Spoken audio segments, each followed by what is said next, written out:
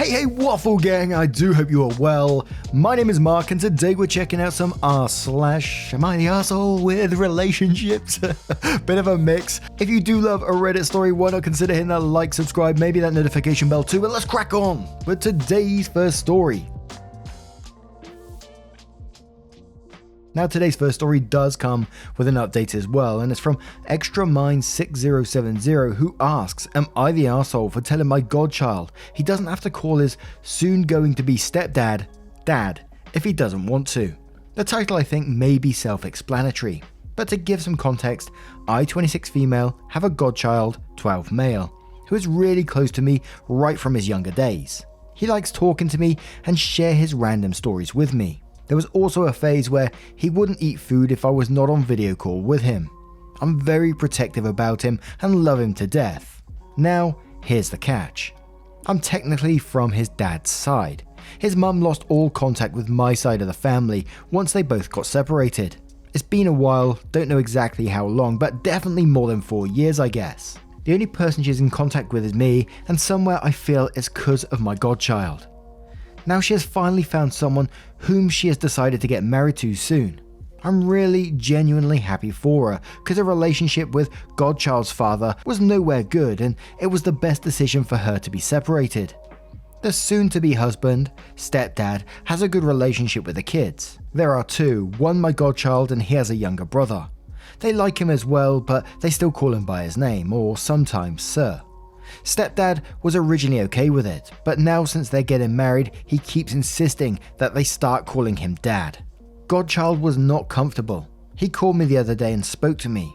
He asked me if it was mandatory for him to start calling stepdad dad, and if it was okay if he didn't.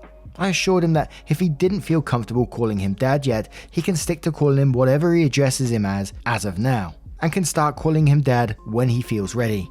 Post-call, like within a couple of hours, I get angry messages from his mum that I shouldn't butt my nose in their business, and her fiance is upset and feels we don't welcome him in the family. While she thinks I'm just upset because she moved on, and I think she's trying to replace the ex as father figure in Godchild's life. She has told me she is going to stop Godchild from contacting me because apparently I'm brainwashing him against stepdad. But I don't think I said anything wrong. Am I the arsehole? Now first off, absolutely, he doesn't have to call him dad, and I mean, what's forcing him to do this? What's it going to achieve? It's going to cause resentment, and that's all it's going to do.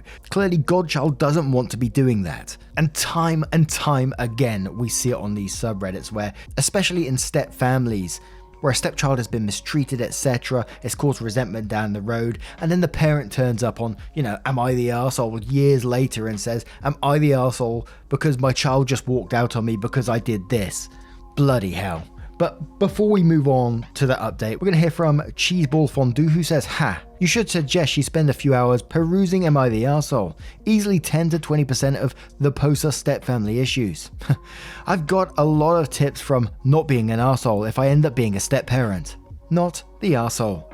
Manic Panic Peach says not the arsehole. Your godchild's mum and her husband can't force him to call a dude dad. That's only going to cause resentment and keep your godchild from forming a genuine bond with his stepfather. You didn't brainwash the kid. He already didn't want to call his stepdad dad, and all you did was say he didn't have to if he didn't want to.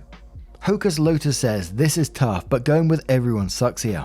You overstepped, and you should have spoken to his mum about it instead of giving him advice that contradicts what his mum is telling him. But also, they're the arseholes for forcing kiddo to call stepdad dad when he's not comfortable with it, and especially because he still has a dad. And the one says, strong, not the arsehole. Clearly you were important in the child's life to this point, and mum was fine with that, and fine with the child calling you for advice. That the advice differs from mum's is irrelevant. Mum made you the godparent and has allowed it to continue all these years, and you aren't her clone. So you are not the arsehole in any respect for giving the child your perspective. You would be, in my opinion, if you had parroted the mother's while not believing it. If mum didn't want the child getting outside opinions, she shouldn't have set it up that way. But we all know that by 12 the child is starting to get most of their opinions from any place but the parents. Mum and dad are the arseholes for forcing this issue. The child may never call stepdad dad coming into the picture as an age as old as this, which is normal. He isn't their dad, he's the mum's new husband. he may come to be respected as much or more than the father was, and they may come to call him dad. It's going to come from them though, not as an edict. This will only cause resentment and eventual backlash in kids as old as this. And one more from Amber, who says, "Not the arsehole, you are doing what his mother failed to do, listening to his very valid and true feelings and acting appropriately to protect him. She's his mother, she's supposed to protect him, not give in to every whim of her newfound love at the expense of her child." And now, let's move on to that update to see what happened next. So this update came 16 days later. Wanting to give an update on this, with a wave of "first you're the arsehole" comments, I actually got scared I might have overstepped and thought I would message Godson's mum next day. But the "not the arsehole" also made me realise I did nothing wrong. Anyways, I was still scared to lose contact with Godson, so I messaged his mum saying I wanted me to talk face to face and also apologise for overstepping my boundaries, but it was never my intention to hurt anyone. She responded after a while and said she is busy right now and is caught up with something else, will call when she can. I didn't want to push, so I said okay. A couple of days later, she said she'd meet me over the weekend and we can talk. I asked if Godson is coming and she said no, she'd like to meet me alone. I was okay as long as I got to clarify my side and don't lose contact with Godson.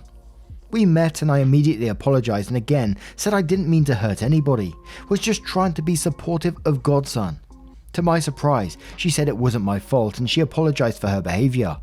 I was confused over this sudden change, because till that moment I still felt she thought I was wrong, since I hadn't spoken to Godson and thought that was her way of cutting me, but turns out there was another reason. Apparently, the stepdad was a nosy human who had no sense of privacy and always wanted to know what was happening in Godson's life. His idea being the younger son always shared, so why not the elder share about his day? Stepdad thought obviously someone was trying to brainwash him to be distant and not share as the younger one did. According to stepdad, that was me. Because I'm from the biological dad side of the family, he thinks I don't like him and I'm teaching the godson the same thing. So the day Godson was talking to me over call, stepdad overhears the entire conversation, which I'm told he always used to do. Whenever Godson was on call with me, stepdad used to immediately try and listen. I asked Godson's mum how she knows this. So Godson always knew the stepdad is listening to his conversations. Godson has this thing where he can identify people with their footsteps and he knew he was listening but didn't think of it as a big deal because biological dad used to do the same thing, so poor kid thought it was very normal. Now the day Godson and I had conversation, stepdad immediately stormed Godson's room and was like, "Oh, I knew it. She was the one all along telling you to keep your distance from me." And Godson politely replied that wasn't the case and he tried to reason with him. But stepdad kept on blaming and saying he was gullible and people teaching him things and how hurt he is because of all this, and now Godson thinks he did something really wrong. His mum wasn't at home then and just entered when the stepdad was like crying and saying how upset he is and kind of twisted the narrative to make it sound like Godson was rude. Hence the angry text that I received within hours. Mum got upset on Godson and basically told him he was grounded and not going to get to contact me. The next day when stepdad went out of the house, Godson had some alone time with his mum. He tried to explain to her what happened and what the conversation was all about on the call.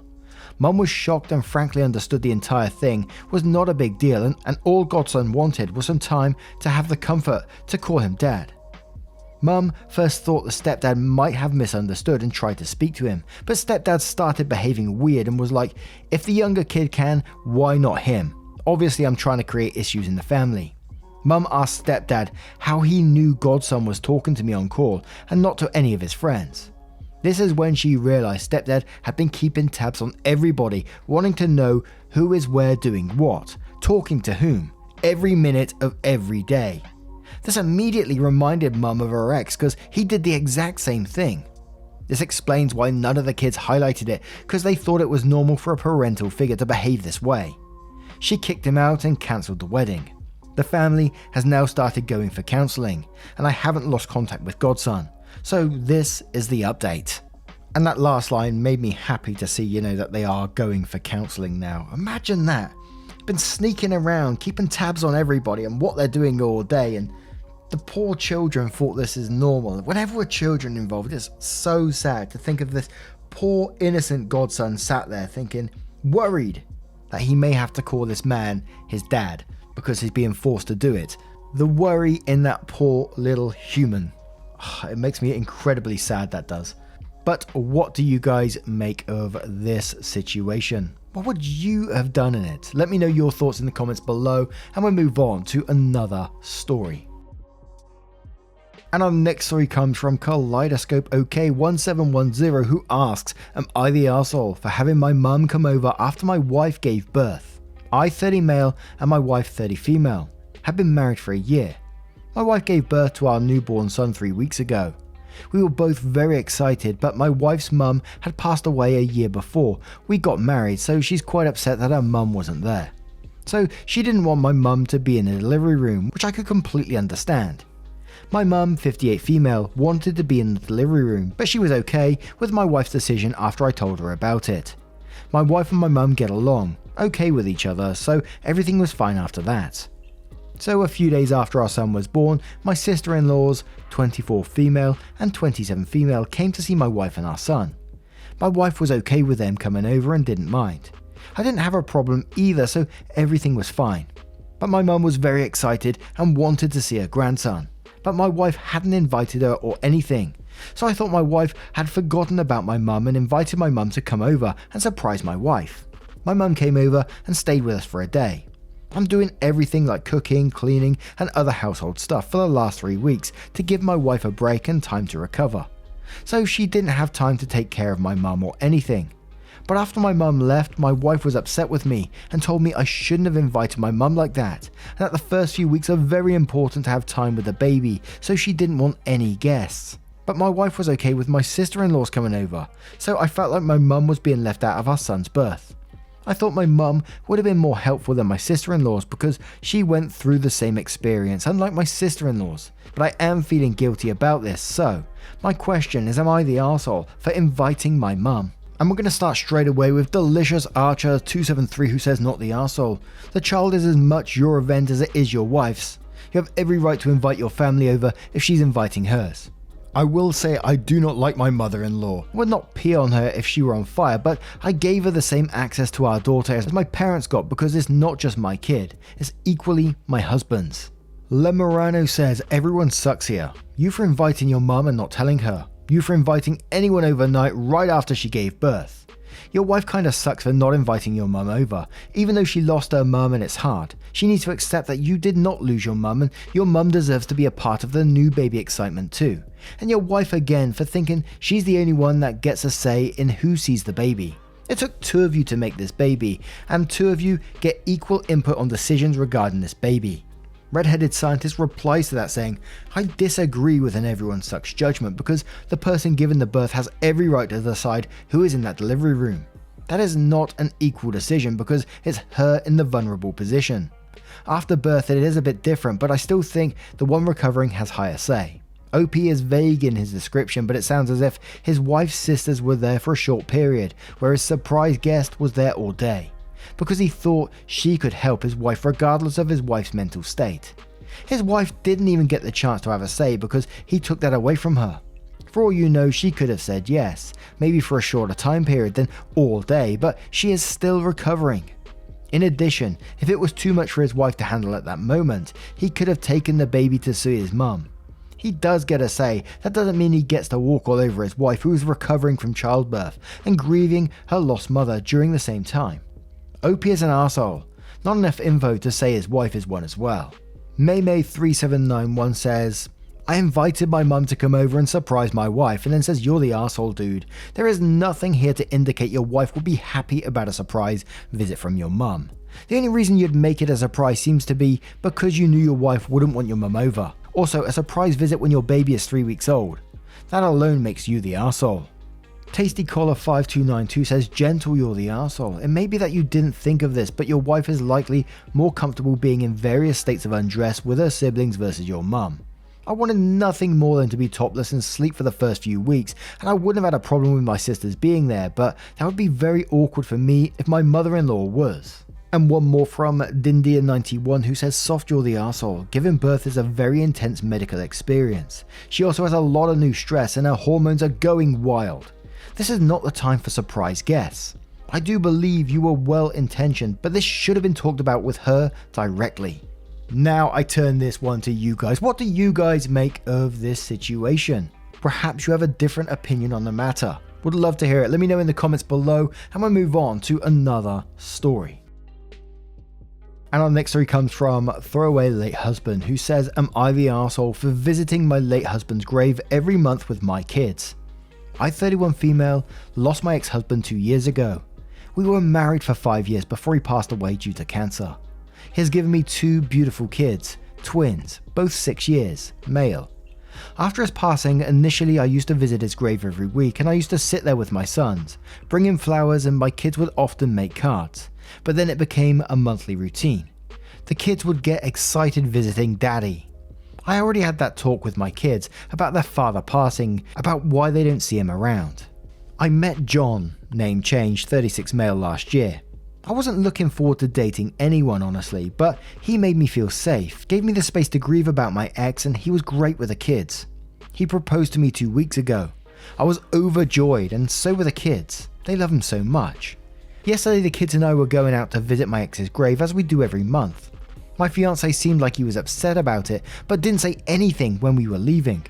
I asked him if he wanted to come, and he said no. Cut to yesterday evening, when we were having dinner and the kids were talking about how they told their daddy about John. He again seemed upset and changed the topic. When we were going to bed, I asked him again. He said that he was the kid's dad now, and he feels left out when we go to my ex's grave. I told him that he can come along, even pointed out that I did ask him if he wanted to that day. I have also asked him if he wanted to previously. He said I'm creating an unhealthy attachment for the kids with someone who's not even there, and I have an unhealthy attachment to my ex-husband. I told him that he knew what he was getting into, and this wasn't an unhealthy attachment. The kids deserve to know who their father was, and just because he's their father doesn't mean that John can't be theirs too. It's not a competition, and he shouldn't treat it that way. He slept on the couch on his own accord yesterday night and hasn't spoken to me since. Am I the arsehole for bringing my kids along to their late father's grave? I feel like I might be the arsehole for making my ex-fiance feel excluded, and he might be the arsehole for making this a competition between him and my ex. Edit. I'm sorry for causing any confusion by calling him my ex-husband. We were married until he passed away. I meant my late husband. Edit 2. I'm overwhelmed by everyone's responses and I'm reading all of them.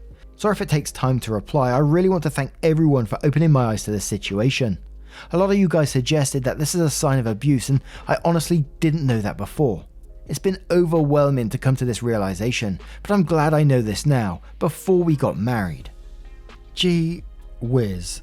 I always try, whenever I read these stories, I always try to get into the headspace of someone who's doing something. So I'm trying to get into the headspace of John, and knowing that you come into this family and your future wife, their husband had passed away. You knew they were doing these visits, you knew they were grieving.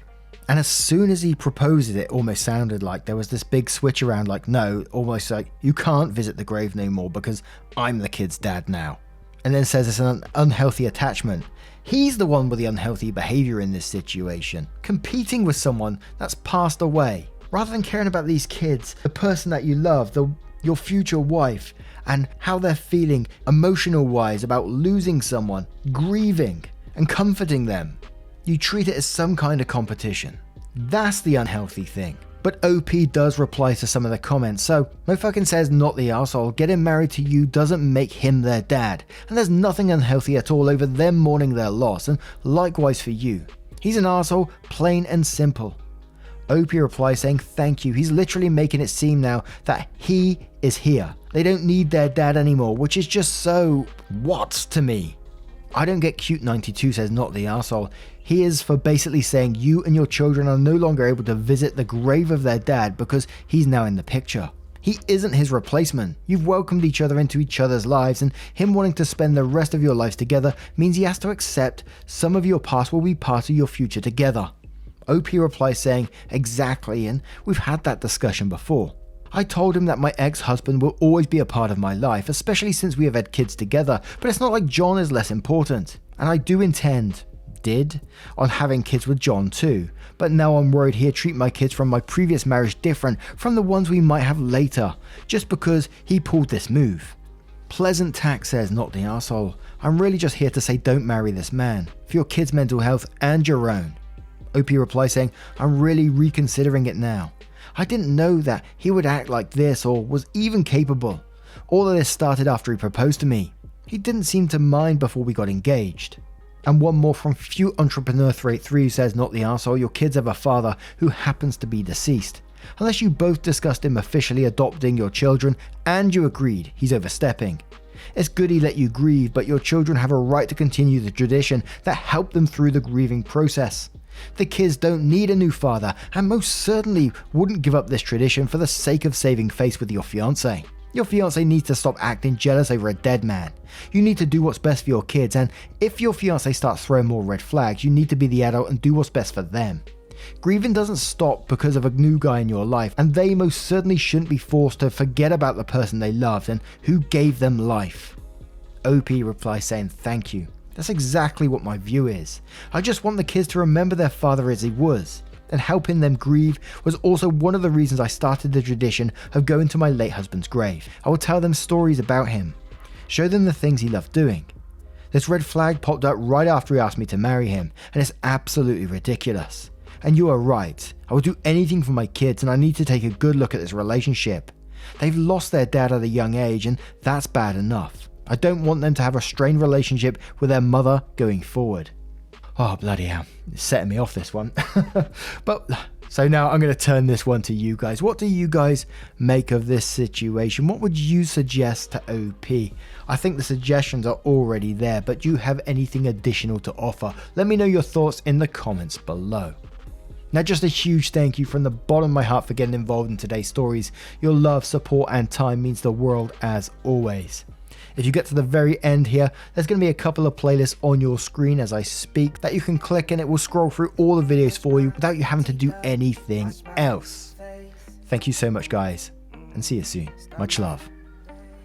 Wake up, get up, stretch my legs, eat some breakfast, milk and eggs, brush my teeth up, wash my face, throw my clothes on, start my day. Wake up, I can smell the smoke from the bacon. Let's go, see the sun shining from the windows. Okay, I know that today'll be a good day. Okay, I know that today'll be a good day.